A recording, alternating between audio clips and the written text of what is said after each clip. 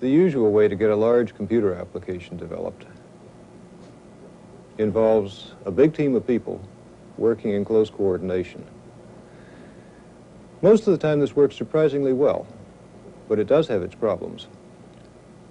And large projects tend to get done poorly.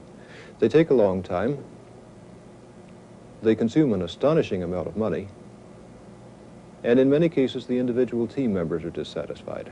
So everybody in the computing business is constantly searching for ways to do a better job of developing computer applications. There aren't likely to be any final answers, both because the problems are hard and because as we find solutions, we try even more ambitious objectives.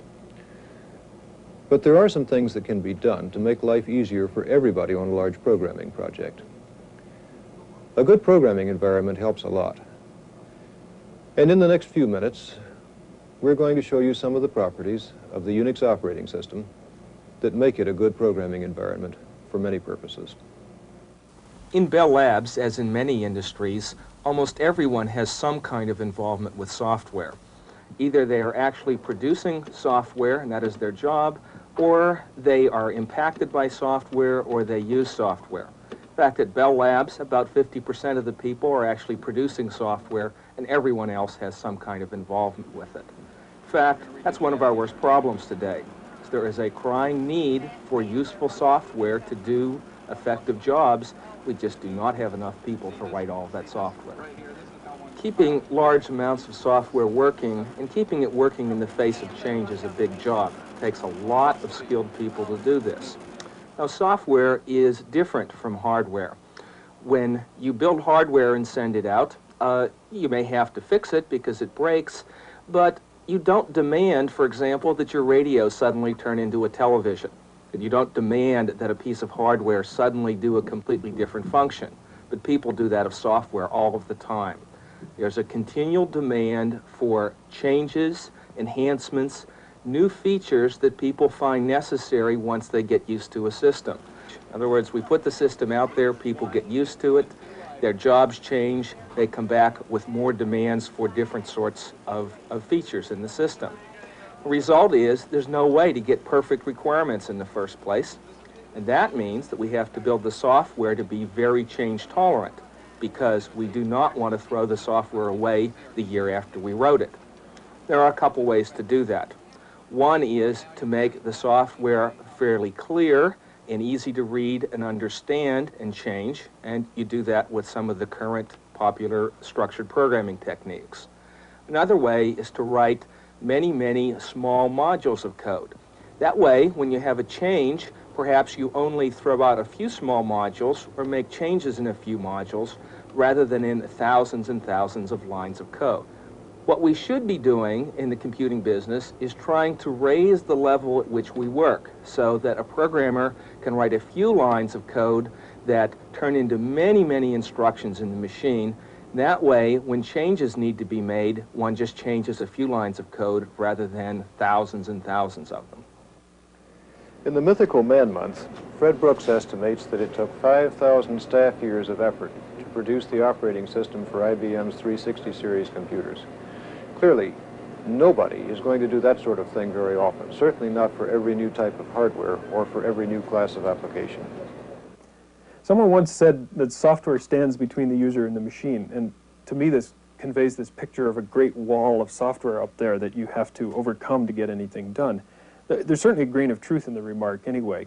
If you stop to look, many operating systems seem to spend a substantial fraction of their time and effort not in helping you, but in impeding you, in making your job difficult, sort of providing obstacles to be overcome. When Ken Thompson and Dennis Ritchie started building the UNIX system in 1969, they found a structure which simplified many aspects of the interactions between computers and people. Thompson and Ritchie were aiming to keep their system simple, and they found a collection of primitives that enabled them to do a great deal with a very few primitives. A UNIX system is made up sort of three layers, if you like. The central layer, the kernel, is the thing that controls the resources of the machine. Then wrapped around that, at least conceptually, is something called the shell, which is the interface between most users and the kernel part. It sits there and waits for you to type commands at it, and then it interprets them. And then around that, sort of yet another layer, are useful programs, things like editors and compilers for programming languages and document formatting programs, and programs that you write yourself. And what you can do is to think of these Unix system programs basically as, in some sense, the building blocks with which you can create things. And the thing that distinguishes Unix system from many other systems is the degree to which those building blocks can be glued together in a variety of different ways, not just obvious ways, but in many cases very unobvious ways, to get different jobs done. The system is very flexible in that respect. I think the notion of pipelining is the fundamental contribution. If the system is, you can take a bunch of programs, 2 or more programs, and stick them together end to end so that the data simply flows from the one on the left to the one on the right. And the system itself looks after all of the connections, all of the synchronization, making sure that the data goes from the one into the other. The programs themselves don't know anything about the connection. As far as they're concerned, they're just talking to the terminal. Now let me give you an example of how this works in practice. The system, as I mentioned, is used a lot for document preparation kinds of things. Programs for helping you type letters or produce technical papers or write books. In all of those things, of course, people, when they're typing at the machine, make spelling mistakes. So let's see how we could use some of these building block notions in practice to help you develop a program for finding spelling mistakes. Suppose I take a sentence. This is a sentence which is in a paper that John Massey and I wrote some years ago now. If you look at it carefully, you'll see that there are actually a couple of spelling mistakes in there. Now, suppose that we wanted to find the spelling mistakes using a machine. How would we do that? Well, basically what we would do, the simplest thing I can think of, is to split the sentence there into words, individual words, and then compare the words against a dictionary. And every time we find a word which is in that sentence but not in a dictionary, it's at least a plausible contender for being a spelling mistake. Now, how do we do that? What I want to show is that you can do that using just existing Unix programs, just gluing them together to get the job done. Suppose that we say, first we'll take a program called MakeWords, and we'll run that on the sentence. Now what that does is to break the thing up into 1 word per line.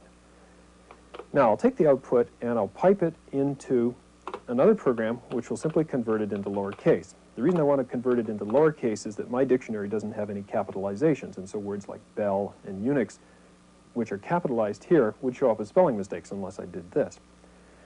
Now, the next thing that I want to do, my dictionary is in fact sorted in alphabetical order as dictionaries are, and so it's a lot easier for me to compare the words of my document to the words in the dictionary if they're sorted, so I'm going to run them into sort. And finally, if you look at it carefully, it doesn't show up very easily here, but there is a duplicate word there. Systems appears twice, and in a real document, words like THE would show up many times, so we'd like to get rid of duplicates. So let's throw that through another program called UNIX. So what we've got so far is we've got the words of my document, in this case the sentence, 1 word per line, in lowercase, neatly sorted, and all of the duplicate words thrown away, so there's only 1 word, 1 instance of each different word. And then what I'm going to do is run it into one last program called mismatch, which will simply print all of the words that came down this pipeline and print out the ones that were in the document that weren't in the dictionary. So what we have here is 5 separate programs cooperating to do this job, and in one giant pipeline. Now if you look at the list that came out, you'll see that indeed we got laboratories and provide, which were our 2 spelling mistakes. And of course we got 2 other words as well, and this tells you not only what's good about the approach, but also what's bad about it.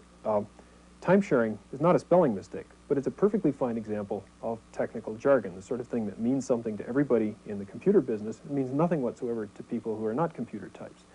And the word Unix is a fine example of something that's not going to be found in a normal dictionary. So, what do?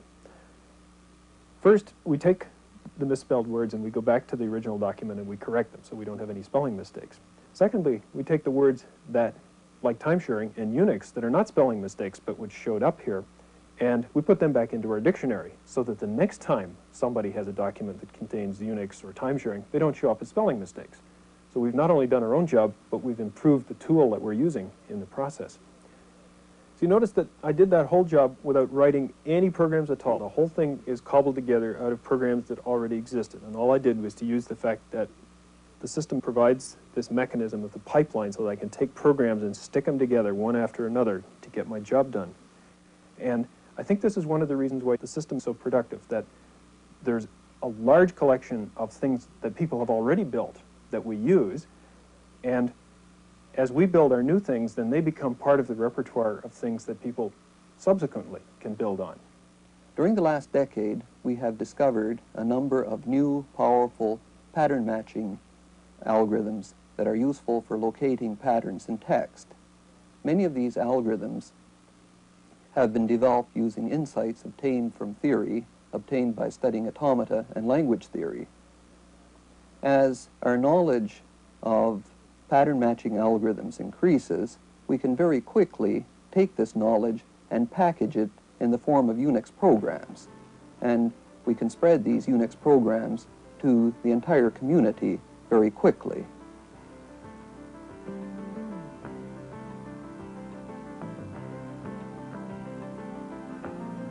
UNIX systems has many features which make it easier for the programmer to write programs. These include formatless files, the hierarchical directory structure, the ability to pipeline the output of one command as the input of another, device-independent I/O. All of these things make programming considerably easier than on most other systems.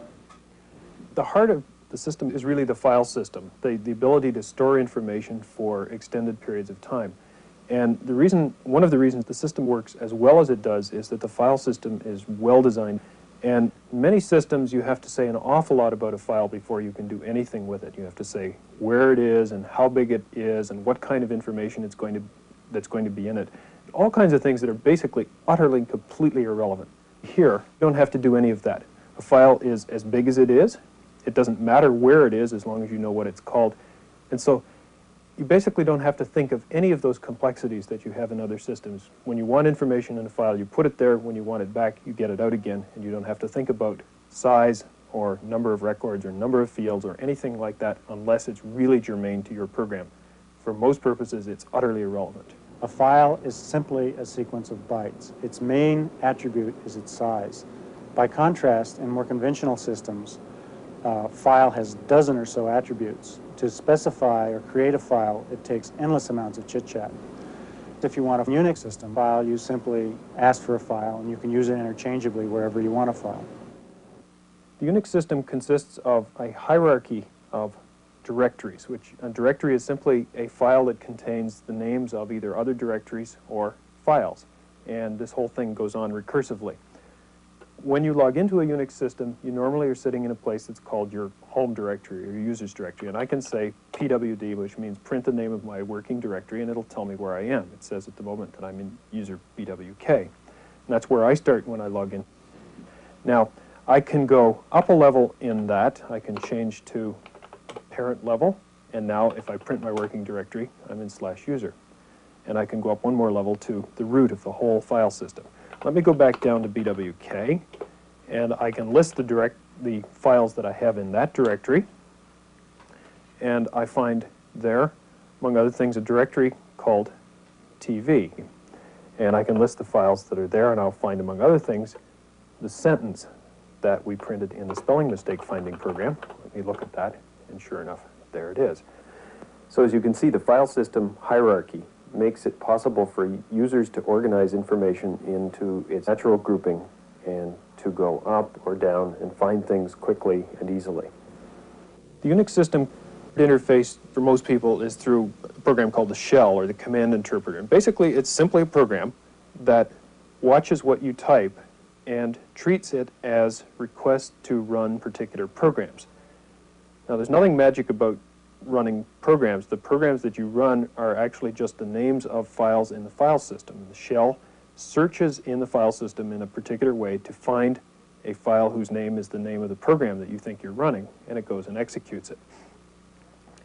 And in fact, it's not possible for you as a user, just by executing a program, to tell how that particular program has been implemented. For example, it might have been written in a language like Fortran or C, or it may have in fact been written as something like the spell program that we talked about earlier, which is a combination of other programs stuck together with pipes or some similar thing, and all put in a single file as a shell sequence or sequence of commands.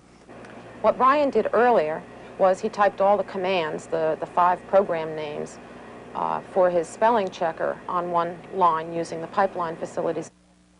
Now that's nice, except that you may want to check documents often, and you don't want to have to type that long sequence of commands. So it's possible to put all of these commands in a file and tell the shell, when I type the name of that file, I want you to execute the commands that are inside that file. And let me show you an example of this. We have a program called Spline, which fits curves to a set of data points, and I've got a set of 5 data points that we're going to see what the curve looks like. I'm going to run Spline through a program that turns this into graphics called Graph, and I'm going to run that through a special program that turns the graphic language into something specific for this terminal. I only need to type plot and data because inside the file plot is this string of commands. And here is the result of plotting those 5 data points on this particular terminal. The ability to put commands in files and only have to type the file name to get these commands executed makes the computing business a lot easier. Often you're doing things that are repetitive and you don't want to have to type long lists of things. This makes our life much easier and allows us to tailor our environment for the way we want to work. Another nice feature of the Unix programming environment is the concept of input-output redirection. Normally, when you type a command, the output from it goes to your terminal, and the input comes from your keyboard. However, the shell can be told by a simple notation that when you run a program, you wish the output to be directed into a file, or that the input be taken from a file. For example, to print the output of my spelling program on the line printer instead of putting it on my terminal, all I have to do is say my spell sentence greater than device line printer rather than my spell sentence. And the output goes into a file, what looks like a file, except that it's actually a file that causes the line printer to spring into action and print my 3 or 4 spelling mistakes on the line printer. On many systems, redirection of input and output is literally impossible because the programs have wired into them the notion that they have to read or write the user's terminal, and there's simply no way to convince them otherwise. They have to do that. Here, that is not the case. Here, any program can have its input or output redirected because the input and output redirection is handled not by the individual program, but by the shell. And so that way it applies to all programs without any exception at all.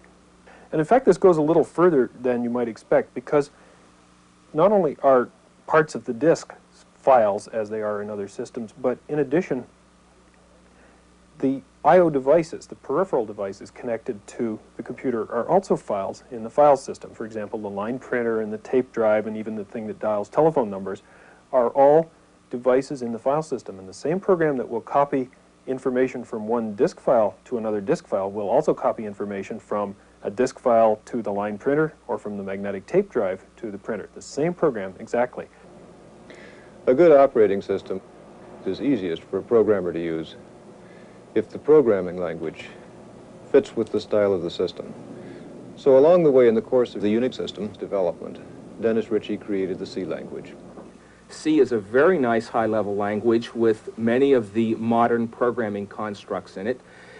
The thing that's very important about it is that it lets you avoid the details of the machine when you want to, but when you need to, and sometimes when you're writing an operating system, you really do need to, you can get at the details of the machine and control everything. But you're not forced to do that, and that's important because that means you can write operating systems in this language and still have something that can be portable to other machines. the UNIX system has been moved to many, many different kinds of computers. Again, that means that people can ignore the details of what a machine is underneath and get on with their job. Now, so at that level, C is by far the favored language. At the next level, the shell programming language is very popular. In fact, on some machines, people find that the shell meets all of their programming needs. They are writing lots of procedures to help them manage their work. They don't even have to go to a language at the level of C. As it happens, though, because the system is such a pleasant programming environment, programmers all over the world have imported or added their own languages. So, for instance, you can find Fortran, Algol, Lisp, BASIC. In fact, almost any language you can think of exists on some UNIX system somewhere. What's important about the UNIX system is not so much what Ritchie and Thompson put into it as what they were able to leave out of it.